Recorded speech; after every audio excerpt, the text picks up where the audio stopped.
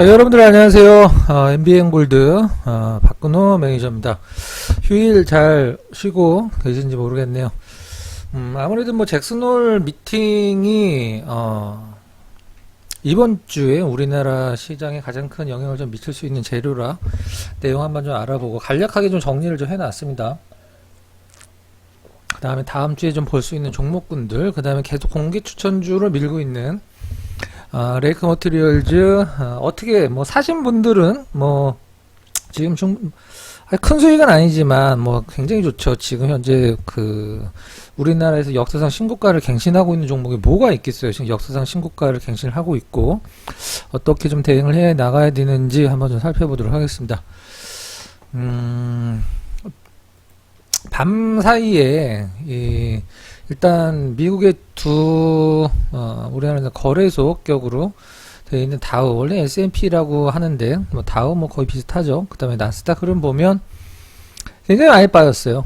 굉장히 많이 빠졌는데, 그리고 참고로 영상 보시면서 좋아요 좀 눌러주시고요.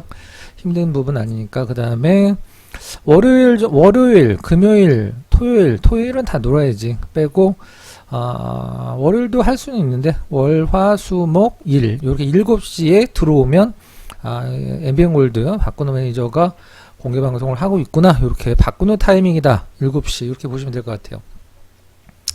제가 요거를 초반까진 보고 있었어요.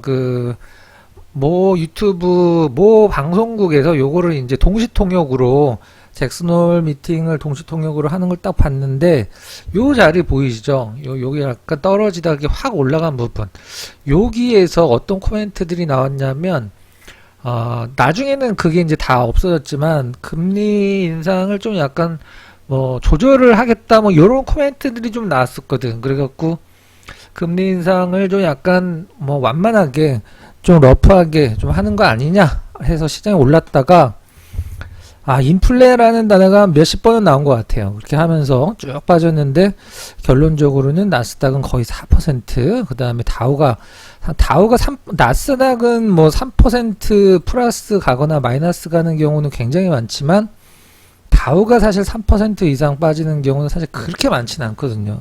우리나라 거래소도 뭐 마찬가지고, 그래서 좀 위든 아래든 화끈하기 때문에 우리나라 그 투자자분들이 국내에서는 뭐 코스닥, 그 다음에 뭐 미국 주식 하실 때는 나스닥 종목군들 좀 많이 하는데 많이 빠졌어요. 그 다음에 필라델피아 반도체도 거의 뭐 6% 가까이, 내일 이제 삼성전자, 하이닉스 굉장히 좀 걱정되는 부분이라고 좀 생각이 좀 드네요. 일단 우리가 이제 시장을 보면서 우리가 보통 저는 주식하는 분들 중에 이거를 막 3시, 4시까지 미국 시장을 보고 주무시는 분들이 계신데 그럴 필요는 없죠. 뭐 본다고 그래서 달라지는 것도 없고, 그냥 뭐 떨어지면 하락하면은 나스닥 미국 시장이 하락하면 그냥 걱정이고 상승하면 그냥 뭐 안도하는 요 정도 느낌이지, 실질적으로 내가 뭐 나스닥 시장이 뭐 필라델피아 반도체가 엄청 많이 빠져서 다음날 내가 반도체 관련주들을 갖고 있는데 시초가에 매도를 해야 되겠다, 이거 말고 지금 전 세계에서 거대 부호들 같은 경우는 필수 소비재를 많이 좀 사고 있거든요. 사실 우리나라 좀 약간 틀리긴 한데 미국은 애플이 필수 소비재에 들어가거든요. 이제 필수 소비재라는 것은 경기가 좋든 나쁘든 무조건 돈을 쓸 수밖에 없는 건데, 그 얘기도 일단 우리나라 쪽에서 한번 이따 얘기를 좀 해보도록 하고, 하락했을 때 그냥 어떡하지, 우리나라 시장 또 떨어지겠다, 내 종목도 떨어지겠다 그냥 걱정하고, 상승했을 때 내일 좋겠다라고 했는데 내 종목 안 움직이면 또 더 걱정이고, 요런 거 뭐 사실 필요가 없습니다. 실질적으로는 필요가 없어요. 분석을 해서 내 종목 이상이 없고 싸졌을 때 계속 모아가는 게 돈을 벌 수 있는 유일한 전략이에요. 일단 이렇게 미국 시장은 마감했다라는 걸 한번 봤고요. 잭슨홀 미팅을 좀 정리를 좀 해놨어요. 잭슨홀은 미팅은 1년에 한 번 하죠. 한 번 하는데 8월 말에 미국 이제 와이오밍주 거의 휴양지인데 왜 이런 회의라고 해야 되나? 뭐 회의 안에서 연설을 하는 거죠. 이런 것들 휴양지에서 하는지 모르겠는데 8월 말에 이제 미국 와이오밍주 휴양지에서 이제 우리가 보통 FRB, FED, 페드라고 하는 연방준비제도 주최하에 이제 각국의 어떤 금융과 관련된 높은 분들이 모여서 은행장들이나 그런 사람들 모여갖고 개최를 하죠. 자, 정리를 한번 해보도록 하겠습니다. 어떤 느낌이었는지. 자, 뭐 주된 내용을 간단하게 정리를 하는 게 요것만 알면 제스놀 미팅의 내용이 요거였구나라고 생각을 하셔도 될 것 같아요. 뻔하죠. 안 좋으니까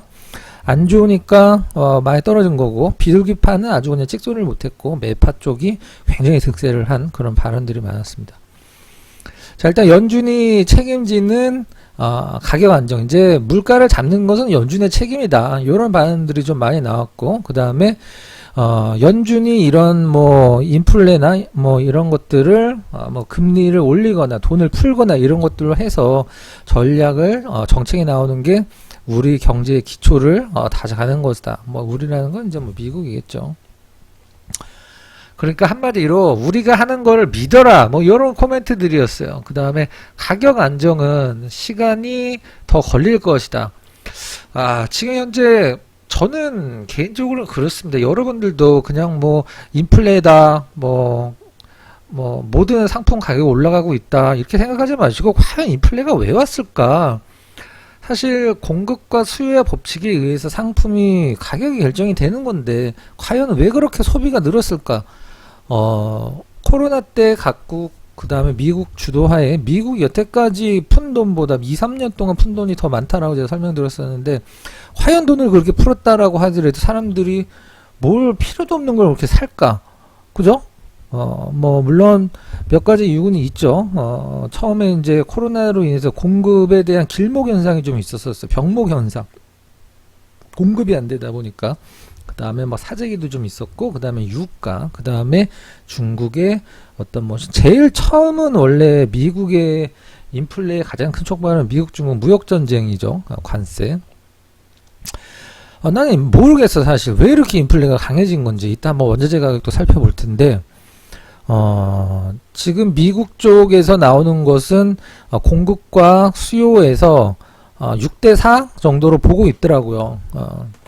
강력한 수단을 요구할 것이다. 요게 이제 발단이 된 거, 시장 하락에 발단이 된 게 이 잭슨홀 미팅에서 파월의 이 언급, 강력한 수단을 시장은 요구를 하고 있다. 우리는 그거를 연준이 책임지는 가격 안정, 바로 이거죠. 가격 안정을 시키기 위해서는 모든 것을 다 할 것이다, 이런 느낌. 요게 이제 그거였었는데, 가계와 기업에 어느 정도 고통을 안길 것이다. 이미 고통을 진짜 줄 만큼 줬잖아. 사실 엄청나게 주고 있는데, 가계와 기업이 아니라 우리 주식 투자자들한테 진짜 엄청난 고통을 주고 있어요. 뭐 이 인플레로 인해서 안 좋아지는 기업도 있고 좋아지는 기업들도 있고, 그 다음에 가계도 마찬가지긴 한데, 정말 그 여러분들이 갖고 계신 정말 좋은 기업들, 뭐 정말 좋고 성장성도 있고 실적도 계속 좋아지고 있는데 떨어지고 있는 종목군들이 정말 한두 개가 아닙니다. 시장이 지금 뭐 비정상적이다, 이렇게 비이성적이다. 인플레를 줄이는 과정에서 발생하는 비용, 우리 이제 요 발생하는 비용은 우리가 이제 여러 가지 시장에서 겪는 고통이라고 보시면 될 것 같아요. 지금 안 잡으면 가격 안정이 되지 않으면 더 큰 고통이 온다. 사실 뭐 7월 달에 상당히 많이 좀 안정이 됐죠. 안정이 됐는데 그걸 그렇게 좀 고무적으로 보진 않는 것 같았어요, 느낌이. 그 다음에 과거 연준의 실패를 반복을 하지 않겠다. 사실 이거는 어차피 지금 실패를 반복하지 않겠다는 건 말이 안 되는 게 아니라 이미 실패를 했죠. 물가를 올린 것 자체가 실패를 한 거예요. 정책은 사실 그렇지 않아요? 물가를 올린 다음에 잡는 것은 뭐 누구든지 할 수 있지. 근데 물가가 오를 것 같을 때 조금 선제적으로 좀 대응을 했었어야 되는데, 우리가 요거를 뭐 그 호미로 막을 거, 뭐 그걸 막는다라는 표현을 하죠. 지금 바로 그런 때라고 보시면 될 것 같아요. 자, 7월 인플레 안정 뭐 어느 정도 됐습니다. 유가 밀 가격 보면 여러분들 지금 뭐 매일이 뭐 어떤 우크라이나에서 생산을 못하는데 왜 이렇게 안정이 됐어? 일단 먼저 제가 한번 보여드릴 건데, 인플레가 진정됐다고 보기 어렵다. 요거는 이제 좀 섣부른 판단을 하지 않겠다라는 내용이긴 한데, 이미 저는 거의 잡혀가고 있다라고 생각을 하고 있습니다. 물가 상승은 거의 임계치에 왔어요. 가격적으로 천연가스 빼고는 다 안정이 됐거든. 원자재 가격들이. 자, 요렇게 잭슨홀 미팅 정리를 하면, 한마디로 정리하면 니네 더 힘들 거니까 그거 갖고 연준의 정책에 찡찡거리지 마. 딱 요 가장 쉽게 정리를 하는 게, 니네 앞으로 더 힘들 거니까, 지금 힘든 거보다 더 힘들 거니까 연준 정책에 토달지 말고 찡찡대지 마. 딱 요런 느낌이었습니다. 그렇게 하면 주가가 뭐 올라갈 수가 있나. 그래서 이렇게 빠졌습니다. 우리나라 시장이나 미국 시장이나 투자자들 다 똑같아요. 미국 시장의 기관 투자자가 우리나라 시장의 외국인입니다. 네, 그죠? 미국 시장에서도 기관들이 엄청나게 손실을 보고 있는데 왜 우리나라에서 외국인들이 그렇게 막 신으로 추앙을 받는지 모르겠어. 그 생각 안 해보셨어요? 그죠? 외국인들이 막 사면 올라갈 것 같고, 미국 시장에서도 엄청나게 손실을 보고 있는 기관 투자자가 우리나라에서는 외국인이에요. 절대 그렇지 않다는 거. 자, 그 다음에 금리 한번 보면, 상당히 뭐, 요게 의미 있는 부분들을 이따 우리나라 차트로 한번 보여드릴 텐데, 자, 이 날짜가 중요합니다. 28일, 우리나라로 27일 정도? 28일 똑같죠? 일단 미국 같은 경우는, 1%에서 0.75, 2.5로 0.75씩, 두 번을 올렸어요. 0.75씩 두 번 올렸습니다. 두 번. 그죠? 요 날짜를 기억을 해 놓으세요. 요 날짜. 7월 27일, 8일. 7월 27일. 요 날짜가 중요합니다. 뭐, 0.75%, 0.75 베이시스 포인트 두 번 올린 건 누구나 다 알고 있지만, 요 7월 28일을 기억을 하고 계세요. 요게 상당히 중요한 날짜입니다. 왜 중요한 날짜냐? 잠시 뒤에 말씀드려보도록 할게요. 자, 일단 미국의 금리든 환율이든 얼마냐, 뭐, 환율이 뭐, 1,400원이든, 1,300원이든, 1,200원이든 상관이 없어요. 방향성입니다, 방향성. 똑같은 환율이더라도, 만약에 여기 뭐, 환율이 우리나라 기준으로 1,350원이다. 1,350원이, 달이 환율이 요 라인이다 했을 때 내려가면서 1350원과 올라가면서 1350원 완전히 다르듯이 여기 환율 미국 1.75였을 때 내려갔을 때 1.75와 올라가서 1.75는 시장에서 보는 시선과 분위기는 뭐 완전 다르다는 거 굳이 설명은 안 드려도 되는 것 같아요. 옛날에는 2019년도 뭐 이때는 뭐 어떻게 살았냐? 이때 금리 얘기를 나온 적도 없죠. 시장에서 금리 신경 쓴 사람도 거의 없었습니다. 자, 보면은 지금 기준금리가 우리나라가 금통위에서 기준금리 올리면서 2.5%가 됐죠. 2.5% 됐어요. 미국 금리가 지금 2.5% 같아졌죠. 같아졌는데 우리가 이제 0.25 올렸는데 좀 더 올렸으면 좋겠었어요. 실질적으로는 뭐 주식 투자자 입장에서 뭐 주택을 갖고 계신 분들 뭐 이런 분들 뭐 다 상황이 좀 다르긴 한데 주식하는 입장에서는 9월 달에 이제 미국 연준에서 뭐 잭슨홀 미팅이 있기 전까지는 50 베이시스 포인트가 그 보통이었었어요. 모든 미국의 그 뭐 거대 IB 펀드 매니저들도 전략가들도 50 베이시스 포인트 아주 큰 일이 있지 않으나 50 베이시스 포인트 인플레도 잡혀가고 있기 때문에 CPI도 안정됐고 그래 50을 거의 예상을 했는데 이번에 잭슨홀 미팅 끝나고 다 75로 돌아섰어요. 실질적으로는 우리가 보통 금리 인상에 몇 퍼센트 올릴지 우리가 보통 많이 보는 페드 와치에서도 지금 현재 굉장히 거의 그 75 올리는 걸로 이제 조사가 되고 있죠. 네. 빨리 나와라. 네, 오른쪽 이제 지금 미국 금리가 이제 50 올리면은 300이 되는 거고요. 요 숫자상으로 75 올리면은 325가 되는 건데 훨씬 더 높은 확률로 지금 현재 이게 엄청 올라가고 있어요. 지금 현재 아마 9월 초순 넘어가면 이게 거의 뭐 90%까지 올라갈 것 같아요. 이게 거의 맞거든요. FED 와치에서 나오는 흐름들이. 자, 그렇다라고 하면 뭐 너무나 당연한 얘기지만 우리나라 금리가 2.5고 미국이 3.25까지 올린다. 75를 올려서 그러면 이건 무슨 말이냐? 여러 뭐 아주 단순 논리로 뭐 사실 돈 몇 천만 원 갖고 뭐 이런 뭐 0.5% 0.75%뭔 차이가 있겠냐? 아무 느낌이 없죠. 사실 실질적으로는. 근데 뭐 워낙 큰 금액들이고 그다음에 뭐 신한은행이 2.5%를 주는데 저기 어디 캐피탈이 2.5%를 준다. 똑같은 금리로 이자를. 그럼 뭐 저희 캐피탈에다가 돈을 맡길 사람은 아무도 없는 거죠. 그래서 금리 역전되면 당연히 우리나라에서는 외국인 자금이 빠져나가는 꼭 그런 건 아니에요. 시장도 마찬가지고. 제가 그걸 한번 보면 말씀을 드리면 자 보면 이제 지금 FOMC 일정 뭐 미국은 8월달에 한번 쉬었고 9월달에 이제 20일이랑 21일 사이에 20일이랑 22일 사이 요날 이날 결정이 되면 사실 뭐 흔들릴 수는 있어도 그 전에 좀 느낌이 나오겠죠. 그다음 우리나라 9월달 쉬고 10월달 우리나라 있고 여기서 근데 또 올려야 되겠죠. 당연히 따라잡으려면 미국 쉬고 이런 식으로 진행이 될 텐데 제가 아까 여기에서 그 8월 28일 미국이 이제 그 75 베이시스 포인트 올린 날 8월 28일을 기억을 해놓으라고 말씀드렸던 이유가 뭐냐면 이날이 금리 역전이 된 날이거든요. 실질적으로는. 그럼 그날 한번 우리나라 차트로 한번 잠깐 보도록 하겠습니다. 7월 28일 요날 여기거든요. 여기 그러고 나서도 한 뭐 3주 가까이 시장이 굉장히 러프하게 올랐어요. 7월 28일, 7월 27일 날 금리 역전이 나왔거든. 그런 다음에도 시장이 오히려 더 안정을 찾아갔어요. 코스닥 시장도 같이 한번 보면 뭐 마찬가지죠. 요 부분. 네. 지우고 요 부분에서 금리 역전 나오고 오히려 시장이 더 안정 찾아가는 느낌. 그러니까 뭐 시장은 지금 악재에 둔감하냐, 호재에 둔감하냐, 아니면 뭐 악재에 민감하냐, 호재에 민감하냐, 뭐 굳이 따져본다라고 하면 개인적으로는 악재에 조금 약간 둔감해져 가고 있는 상황이에요.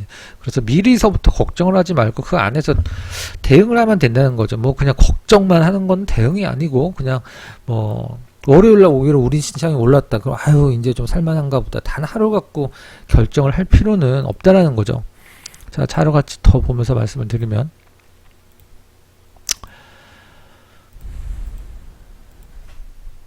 제가 그러니까 말씀드렸던 금리 역전이 나온 날이 7월 27일이다 라고 해서 굉장히 중요한 날이었었어요. 이날 금리 역전 나온 날 파란색 우리나라 선이고 빨간색 미국 선이 금리 역전 나온 날이 7월 27일 오히려 시장은 이때 더 좀 안정이 돼갔다. 그렇게 보시면 될 것 같아요. 뭐 꼭 그러라는 건 아니고 아직 뭐 금리 역전이 나온 것도 아니지만 그러니까 시장은 악재가 나와 버리면 그 전까지는 굉장히 시장은 악재보다는 불확실성을 더 싫어하잖아요. 그렇죠? 악재가 뭐 주식도 마찬가지죠. 실적이 안 좋을 거다 그러면 그 전에 떨어지지 실적 안 좋은 걸 발표를 하면 정상적인 기업은 이게 그 극복할 수 있는 실적이다라고 그러면 좋아질 수 있는 안 좋았지만 그럼 오히려 그때 굉장히 많이 사는 게 돈을 많이 버는 방법이거든요. 그때가 거의 저점이 많이 있죠. 지금 현재 우리나라 미국에서도 지금 뭐 나오는 뭐 리포트들이나 이런 걸 읽어보면 필수 소비재를 저는 뭐 필수 소비재라고도 하고 뭐 필수 소비재 경기 방어주 성격과 필수 소비재는 같은 듯 경기 방어주와 필수 소비재는 같은 듯 하면서 좀 약간 느낌은 좀 약간 다르거든요. 지난주에 우리나라 시장 코스닥 기준으로 보면 봉 5개죠. 딱 요 느낌이거든. 주봉상으로는 뭐 그렇게 큰 봉의 느낌이 없었죠. 실제 뭐 월요일날 시초가와 금요일날 종가가 거의 차이가 없습니다. 약간 좀 내려가긴 했는데 그죠? 실제로 근데 차트상으로는 굉장히 좋은 느낌이에요. 만약 월요일날 우리나라 시장, 미국 시장 그냥 까고 무시하고 올라간다라고 그러면 차트상으로는 종목에서 만약에 이런 흐름이 나오면 꼭 사야 되는 이제 이거를 전문용어로 좀 J커브라고 보통 얘기도 하는데 여기서 만약에 월요일날 요렇게 흐름이 나와버리면 당분간은 굉장히 물방 고기반 시장이 올 수도 있어요. 근데 미국 시장 나스닥 시장이 워낙에 많이 빠졌기 때문에 월요일날 시초가가 어설프면 안 돼. 월요일날 시초가가 절대 어설프면 안 되고 차라리 빠져서 출발하는 게 나아요. 그죠? 네. 그런 부분들. 코스닥 시장 이제 거래소야 뭐 뻔하니까 코스닥 시장 업종 보면 아까도 제가 한번 말씀드렸던 부분이 뭐냐면 요 필수 소비재들 필수 소비재가 코스닥 150 안에서 필수 소비재 종목만 모아놓은 거죠. 그게 금요일날 7.8% 올랐어요. 차트로 잠깐 볼까?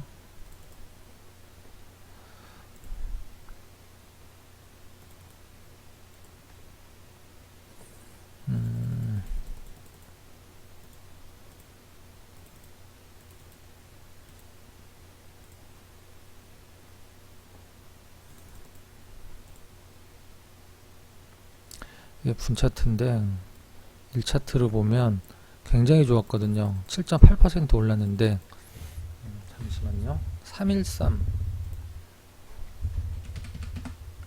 이게 코스닥 필수 소비재 차트예요. 딱 봐도 되게 좋아 보이죠. 굉장히 좋아 보이죠. 근데 코스닥 150 종목 중에 필수 소비재를 바이오도 사실 필수 소비재 안에 들어가거든요. 코스닥 필수 소비재 뭐 있는지 잠깐 봐보면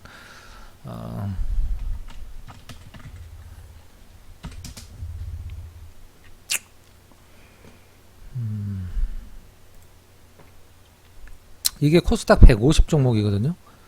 코스닥 150 종목인데 뭐 바이오도 굉장히 많이 들어있고 뭐 통신 쪽도 있고 그럼 여기에서 코스닥 150 차트에서 많이 오른 순서대로 한번 보면 현대바이오 빼고는 뭐 그렇게 올라간 애들이 없어요.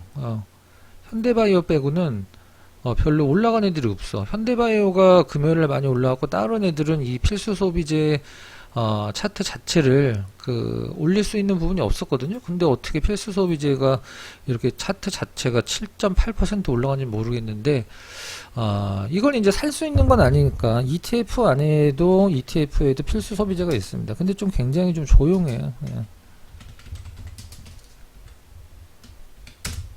이게 이제 필수 소비재 모아놓은 차트인데 전혀 반등이 없습니다. 사실 이런 건 바닥권에서 사는 게 아니에요. 이렇게 올라갔을 때 최소한 요 정도 잡고 돌파할 때 사는 거지.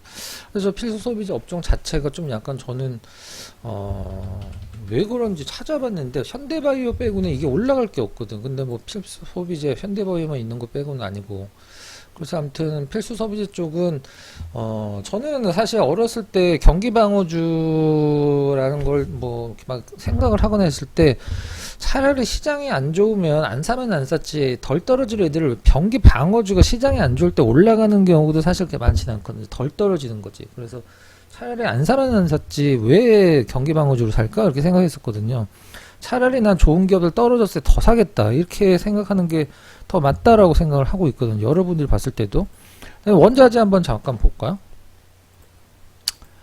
원자재 먼저 유가서부터 한번 보도록 하겠습니다.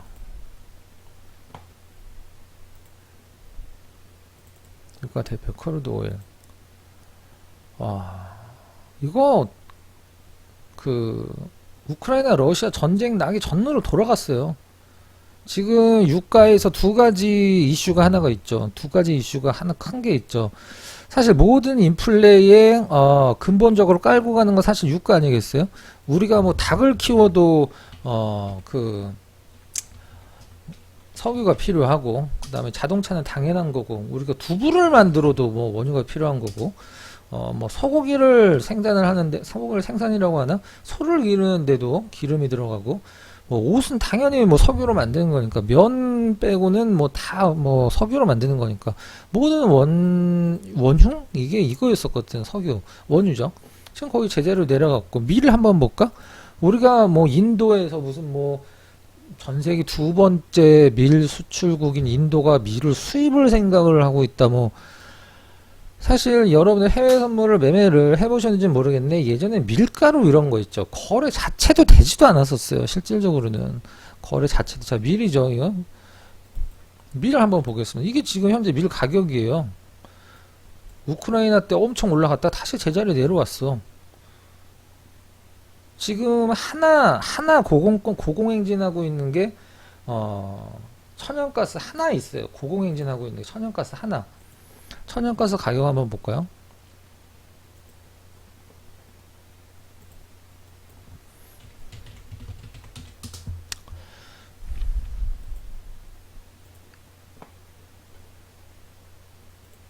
천연가스만 지금 최고가권에서 유지를 해주고 있고,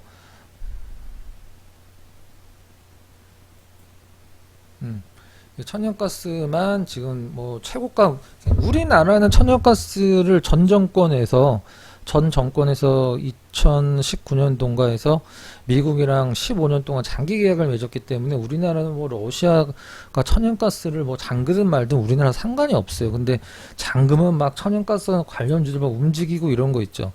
바로 다시 내려오는 거, 그런 걸 사는 것 자체가 이제 무식한 거예요. 완전 트레이딩을 하겠다는 건 모르겠는데 천연가스주들이 수혜를 입을 거라 생각하는 건 굉장히 무식한 겁니다. 그건 잘못하는 거예요. 네. 오히려 피팅 애들은 뭐 좋을 수도 있어. 수출을 많이 하는 피팅 뭐 애들은 뭐 나쁘지 않을 수 있죠. 피팅 애들 하지만 괜찮죠, 최근에.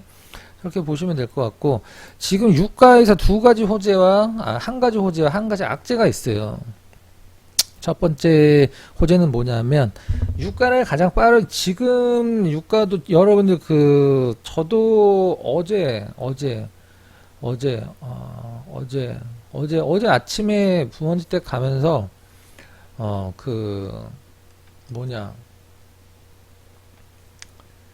제가 이제 주말마다 금요일 날 밤에 갔다가 뭐 일요일 날 내지는 토요일 날 밤에 오는데, 기름을 이제 좀 거리가 있어갖고 기름을 넣는데 고급유를 보통 전 넣긴 하는데, 불과 한 달, 두 달 전이랑 지금이랑 느낌 완전 달라. 기름 한번 넣고 예전에는 뭐 저 본가를 두 번 왔다 갔다 했다. 뭐 한 5만 원 든다라고 그러면 지금은 뭐 3번을 왔다 갔다 할 수 있는 것 같아. 근데 이 기름값 뭐 어차피 수요와 공급의 법칙에 의해서 결정되는 거지만, 사실 상품 중에 상품이 있으면 공급이 갑인 데가 있고 수요가 갑인 데가 있어요. 실질적으로 이제 공급으로 상품의 가격이 결정되는 게 대표적인 게 원유죠. 원유. 이 수요로 상품 가격이 결정되는 건 금입니다. 금. 그죠? 근데 요 뉴스 한번 보면, 이란 핵 합의하면 실질적으로 지금 이란이 뭐 원유를 안 팔고 있는 건 아니에요. 뒤로 다 팔고 있습니다. 네. 그레이라고 보통 얘기를 하죠. 이란 핵 합의 복원 가능성, 이것 때문에 지금 유가가 빠르게 최근에 안정되고 있는 건데, 옛날에 올라간 거는 또 너무 오버해서 올라간 거니까. 근데 여기서 또 고춧가루 뿌리는 애들이 있어요. 바로 중동 쪽이죠. 중동 쪽에서 상황에 따라서 감산을 할 가능성도 있다. 이건 나라도 그럴 것 같아. 사실 이거 갖고 먹고 사는 애들인데 나라도 사실 그런 것 같긴 한데, 아무튼 뭐 어떻게 하든 간에 이란의 핵 파기만 완전 도출된다라고 하면은 실질적으로 유가도 안정되고, 모든 상품 가격이 지금 인플레의 가격 상승의 근본 원인인 물가는 솔직히 잡힐 것 같습니다. 9월 달까지는 아까 이제 여기 잭슨홀 미팅 정리해 준 데서 9월 이제 스케줄 한번 보면 20일이랑 22일 사이에 이제 연준에서 결정을 하게 될 때, 지금서부터 한 20일 3주 정도 남았죠. 아주 그냥 뭐 아주 특별한 일 없으면 일단 50은 당연한 거고, 50 내지 75인데 지금 시장은 75를 바라보고 있다. 75 베이시스 포인트를. 그러면 이게 안 나쁜 게 뭐냐면 그냥 75를 올려도 됩니다. 근데 만약에 뭐 25, 50처럼 뭐 인플레가 잡혀가고 있습니다. 이제 여러분들 이제 뭐 시장의 안정을 찾아가고 있고 뭐 어쩌고저쩌고 얘기 나오는데 갑자기 75 빵 올려버리면 시장에 거기서 충격이 나오는 거지. 그냥 원래 75야. 그러면 시장에 이렇게 충격이 없거든. 우리 그걸 굉장히 많이 경험을 했죠. 자, 요 두 가지 이제 어떤 식으로 잡힐지 모르겠지만 뭐 결국에는 뭐 이 원유 값은 사실 특별한 부분이 더 빵 터지지 않는 이상은 잡힐 수밖에 없고 이미 많이 잡혀 있습니다. 자, 레이크 머티리얼즈 최근에 공개 방송 통해서 굉장히 세게 한번 밀어드렸고, 자, 주봉으로 한번 보도록 하겠습니다. 일봉으로 보자. 자, 지금 우리나라에서 역사상 신고가를, 역사상 신고가에 몇 팅 모질라네. 몇 팅 모질라. 고가가, 역사상 신고가 고가 기준으로 갱신했지. 거의 비슷한, 여기 거의 비슷하네요. 이렇게 세 개가 이렇게 갱신했다고 쳐. 그냥 이런 흐름을 보여주는 차트가 우리나라 종목 중에 몇 개가 있을까? 우리나라 종목 중에 러프하게 2200개라고 했을 때 신고가 갱신하는 애들 제가 봤을 때 10개도 안 돼요.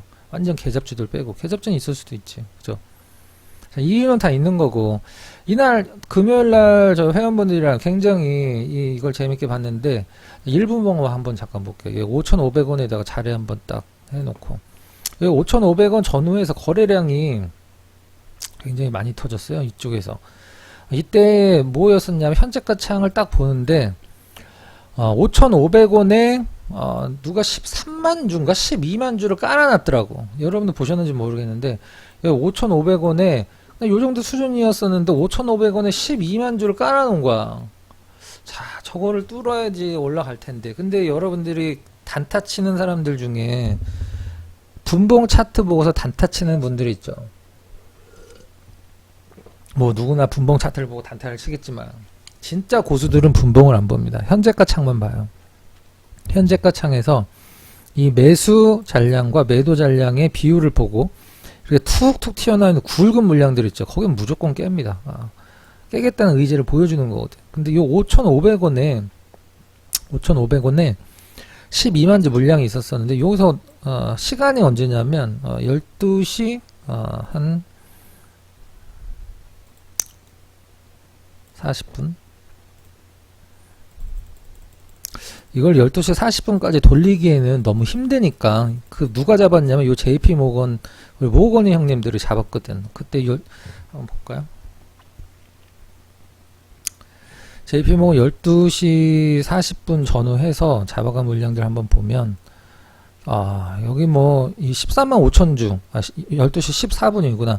13만 5천 주 다 잡아갔어. 이걸 한 방에 산 건 아니고 계속 뭐 1초 2초 이렇게 샀기 때문에 한꺼번에 보여주는 건데 JP모건이 여기 5,500원 밑에까지 쌓아놓던 물량 이걸 실질적으로 500원에 다 쌓여있으면 그 밑에까지 다 계산이 된 거죠. 이거를 한 방에 그냥 잡아갔다고. 계속 좀 팔다가 13만 5천 주 사고 그냥 싹 쓸어갔어 물량들을. 뭐 주식 투자를 할 때 아까도 말씀드렸지만 미국에서 박살나고 있는 펀드 매니저들도 기관 투자자인데 그들이 우리나라 오면 같은 외국인인데 신취급을 받는데 주식의 신 말도 안 되는 거고 외국인이 샀다라고 해서 주가가 올라가진 않아요. 대신 외국인들은 사는 이유가 있어. 만약에 레이크 머티리얼즈 보면 만약에 뭐 굳이 그림을 한번 그려보면 월요일날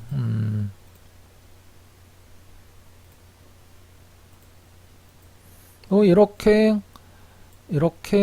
지금 가장 큰 뭐 지지저항선이 여기니까 여기까지 뭐 저항선 지지선 테스트 받고 그 다음에 월요일은 시장 충격이 좀 예상이 되니까 뭐 꼭 그러란 법은 없고 올라갈 수도 있지만 그 다음에 이렇게 올라가는 흐름 충분히 나올 수 있거든요. 다 이유가 있는 거죠. 실질적으로 그냥 뭐 차트나 띡 보면서 여러분들 하루하루 맨날 주식을 쫓아다니실 거예요. 제가 이거 그 예전에 방송에서도 추천을 드렸고 아마 그 유튜브에서는 뭐 한 요때쯤 추천을 드린 걸로 알고 있는데 제가 그때도 그랬어요. 뭐 바로 안 올라갈 수도 있는데 떨어질 때마다 사서 모으면 더 좋은 거 아니냐. 근데 뭐 별반 수익은 아닐 거예요. 저희도 뭐 유료 회원님들 지금 뭐 10% 전후 수익이에요. 사실 실질적으로는 뭐 예전에 레이크 머티리얼즈로 수익 한번 잘 낸 적 있었죠. 레이크 머티리얼즈로 우리가 그 작년 연초에 뭐 요 구간에서 정확히 어디는 기억은 안 나는데 굉장히 저가 요런 데서 샀던 것 같아. 그래서 굉장히 짭짤한 수익을 좀 내고 나왔는데 자기들이 잘 아는 주식을 물론 뭐 바이오 좋아하는 분들 있고 뭐 IT 좋아하는 분들 있고 무슨 뭐 굴독주 완전 좋아하는 분들 다 틀린데 모든 걸 다 할 수는 없어요. 주식은 그걸 여러분들이 감안을 하고 가야 돼. 근데 여러분들 주식에서 힘들어하는 건 남이랑 자기를 비교를 하니까 그걸 힘들어하는 거라고. 남이랑 자기랑 비교를 하니까. 현대바이오 한번 보면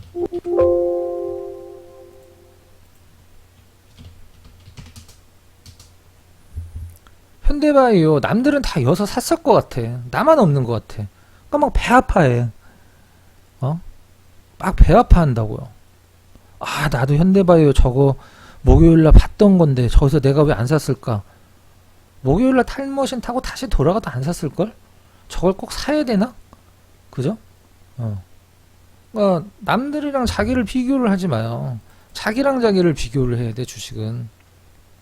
자, 레이크로 다시 돌아가서 목표가를 얼마나 잡고, 저는 이거 분명 말씀드렸어요. 짜잘한 매매 하시는 분들은 말고 비중 있게 들어가서 비중 있게 올라가야지, 비중 있는 게 올라가야지 계좌가 바뀐다고. 근데 일반 개인 투자들, 이건 우스갯소리가 아니라 제가 강연에 가면 이 얘기를 꼭 하는데, 오프라인 강연을 제가 매개에서 언제 할지 모르겠는데, 개인 투자자들이 주식을 사서 주식 매수를 해서 상승했을 때와 하락했을 때 언제 더 가슴이 콩쾅콩쾅 뛸까? 여러분들 가슴에다 손 얹고 한번 스스로 생각해 보세요. 둘 다 원래는 쿵쾅쿵쾅 뛰면 안 돼. 주식 초보들의 특징이 뭐냐면 올라가면 되게 좋아해. 남들한테 자랑하고. 근데 떨어지면 다운돼. 예?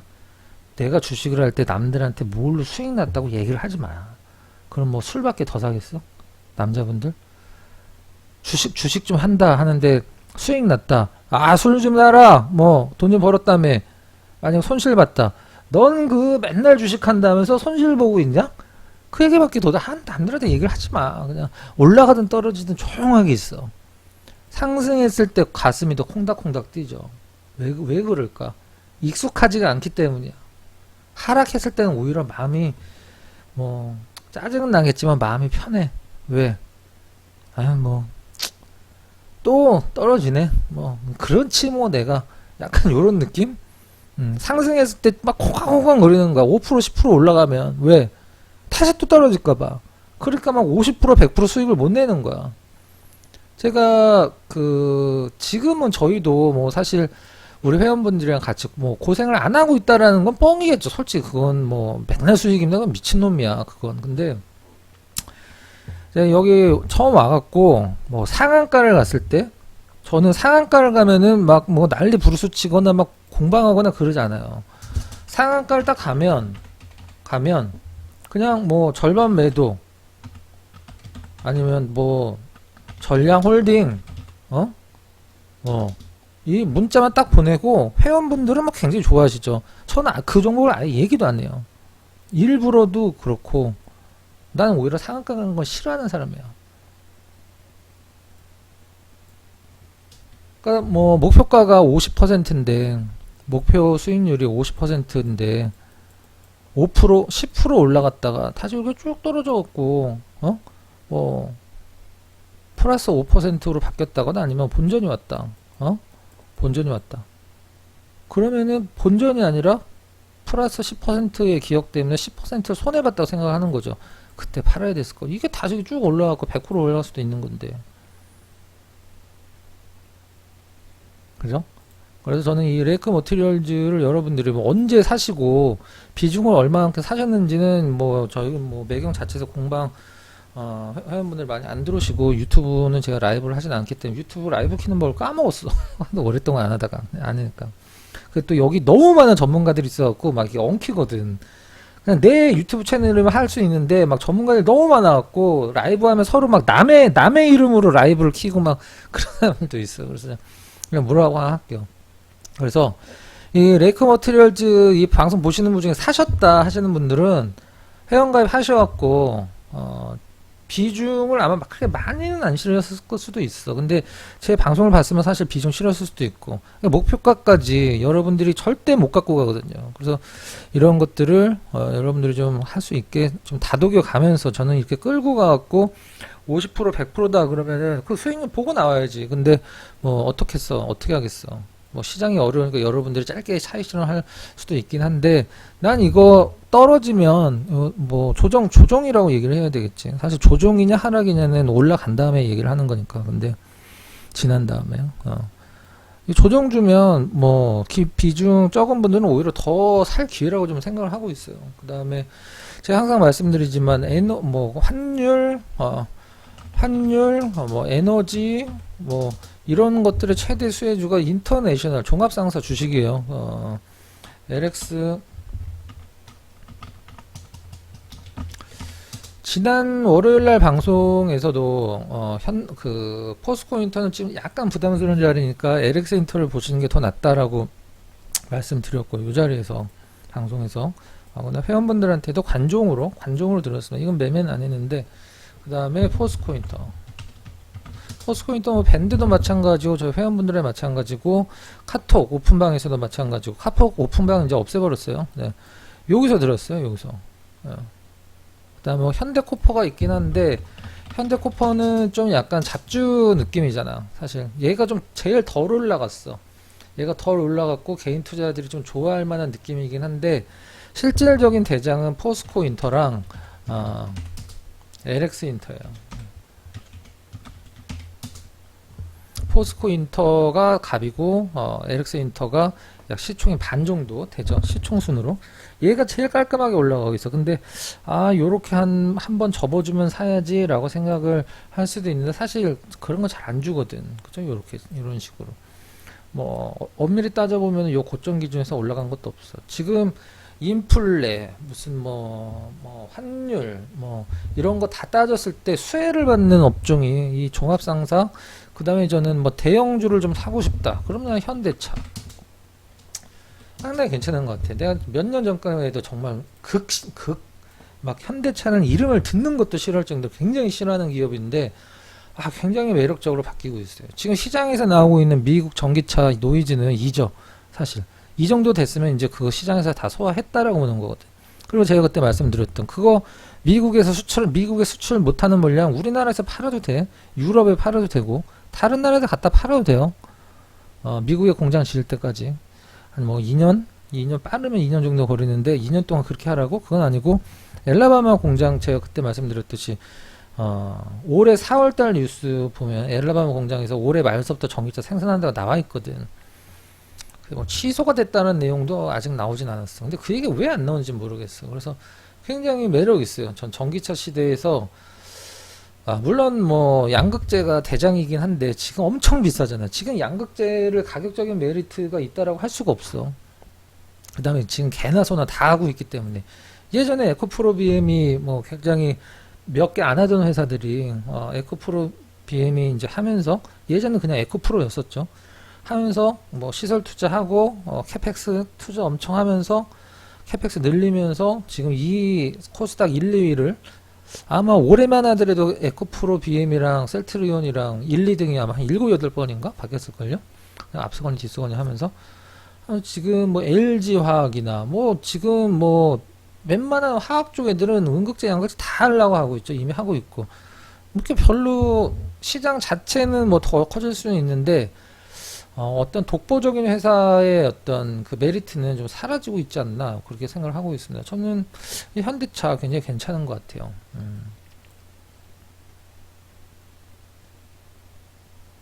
이렇게 괜찮은 것 같아요. 자, 이렇게 정리를 좀 하면 레이크 머티리얼즈는 목표가랑 비중, 그 다음에 뭐 조정졌을 때 얼마나 살까, 이건 여러분들 가입을 하시갖고 좀 같이 가졌으면 좋겠어요. 다시 말씀드리지만 종목을 공방할 때 종목을 막 3개, 4개, 5개씩 맨날 뿌리는 전문가분들 계세요. 물론 뭐 뿌리는 게 아니라 이런 종목을 봐라라고 해서 맨날 하면 그게 뭐 나한테 도움이 되나. 내가 뭐 공개 추천주를 뭐 유튜브나 이 매경에서 몇 번이나 했어. 오픈 톡방에서 몇 번 드려도 유튜브나 매경에서 공개 추천주를 드린 기억이 거의 없는 것 같은데. 근데 벌써 이렇게 좋은 흐름 나와주고 있죠. 지금 시장에서 이 정도면 굉장한 거라고 생각이 듭니다. 실질적으로는.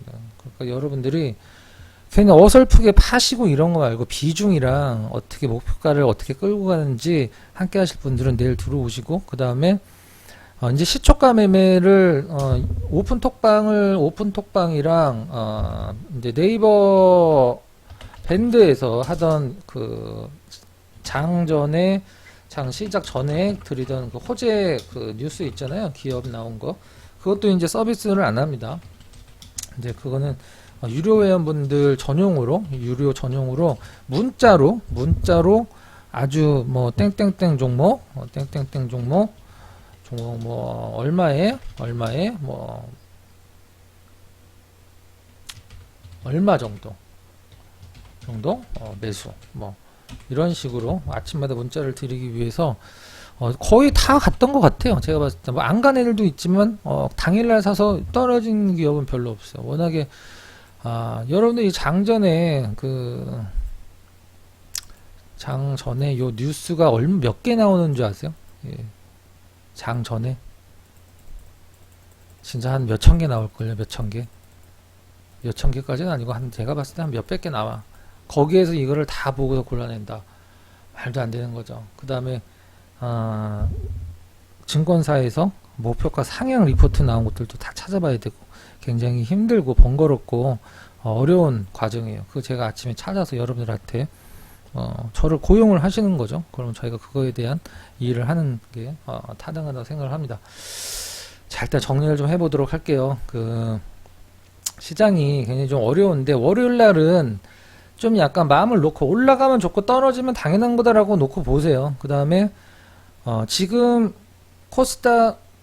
코로나 때 돈 번 사람들은 왜 벌었냐면 시장이 좋아질 거라고 생각해서 주식을 매수한 사람들이 아니에요.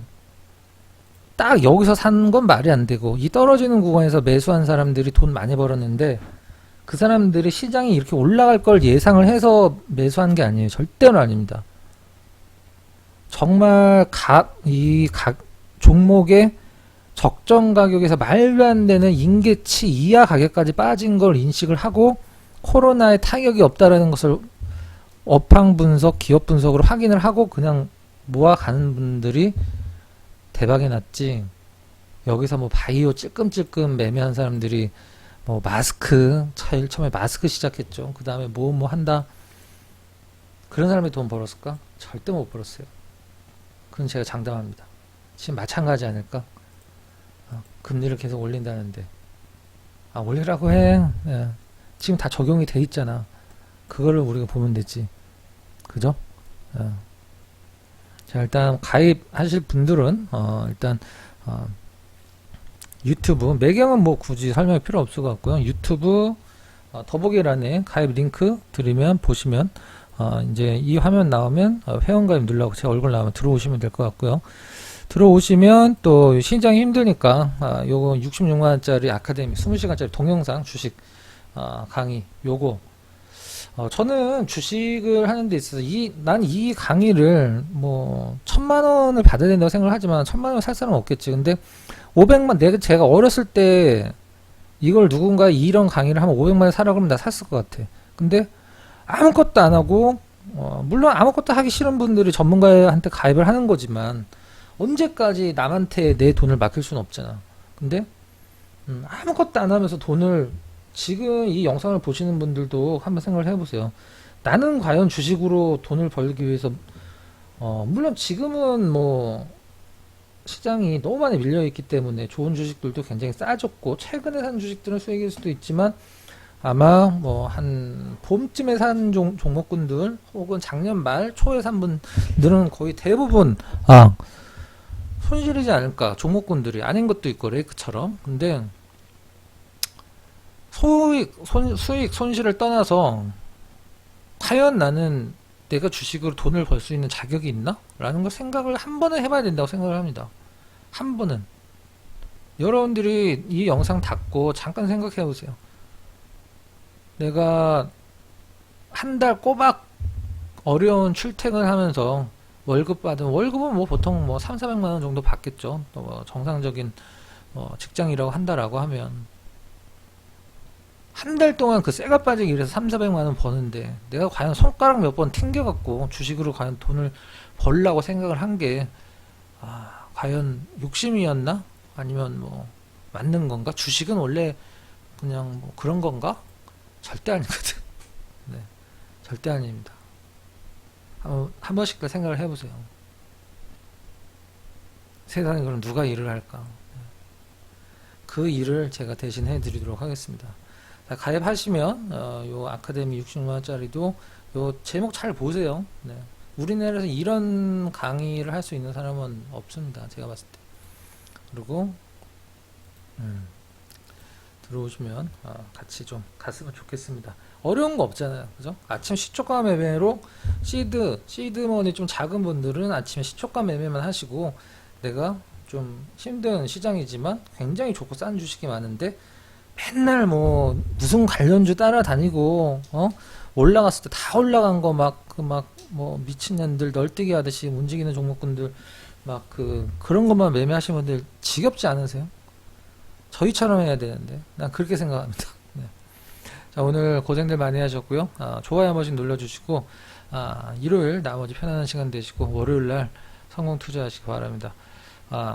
월요일은 모르겠어. 월요일은 방송국 가는 날이고 화수목 일 요 4일은 뭐 전쟁 나지 않는 한 공개방송을 하니까 7시에 들어오면 박근호 전문가가 공개방송 하고 있다, 이렇게 보시면 될 것 같아요. 자, 마치도록 하겠습니다. 많은 분들 내일 함께 했으면 좋겠고요. 장사꾼과 진짜 주식을 하는 사람들을 여러분들이 구분을 할 줄 아셨으면 좋겠어요. 수고하셨습니다. 마치도록 하겠습니다. 시청해주셔서 감사합니다.